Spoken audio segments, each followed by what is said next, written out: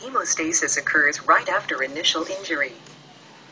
At the time of injury, epinephrine, a chemical that constricts peripheral blood vessels, is released in an attempt to minimize bleeding into the soft tissues.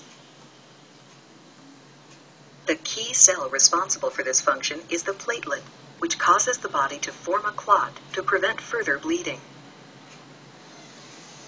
There is an increased aggregation of platelets to enable the wounded vessel to complete the clotting process. Platelets also release key cytokines, such as platelet-derived growth factor, that call in cells to participate in later phases of healing.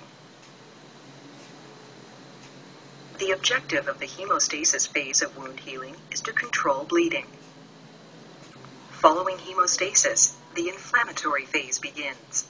The local signs and symptoms that occur during the inflammatory phase are swelling, increased fluid, perfusion of blood, redness, release of epinephrine, histamine, heat, histamine response, and pain. The inflammatory phase is characterized by a host of cells, leukocytes and macrophages, infiltrating the wound sites. Bleeding is controlled by hemostasis. Any bacteria that is present is destroyed by leukocytes, particularly the polymorphonuclear neutrophils. About 4 days after the injury, macrophages work to destroy bacteria, cleansing the wound of cellular debris. Macrophages replace the leukocytes and produce a host of cytokines and growth factors. These act as chemoattractants to other cells needed for tissue repair.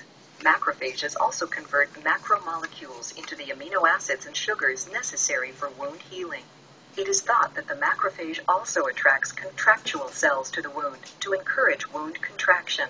Vasodilation with resultant edema, warmth, and rubor are the result of factors secreted from the macrophage and other leukocytes present at the wound site in response to the inflammatory process. The objectives of the inflammatory phase of wound healing are to clean debris and bacteria and prevent infection.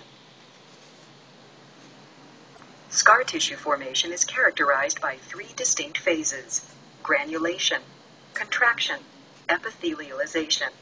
Click on one of the phases to learn more. In an open wound, granulation tissue is generated, producing red, beefy, shiny tissue with a granular appearance. This tissue consists of fibroblasts, capillaries, and neutrophils.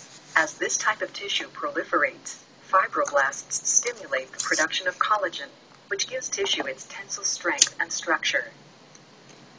As the wound site fills with granulation tissue, its margins contract or pull together, decreasing the size of the wound. The extent of contraction is dependent upon the mobility of the surrounding tissue. During the epithelialization, the final step of this phase, cells migrate from the wound margins, divide, and ultimately touch one another, sealing the wound. Epithelialization can only occur in the presence of viable vascular tissue.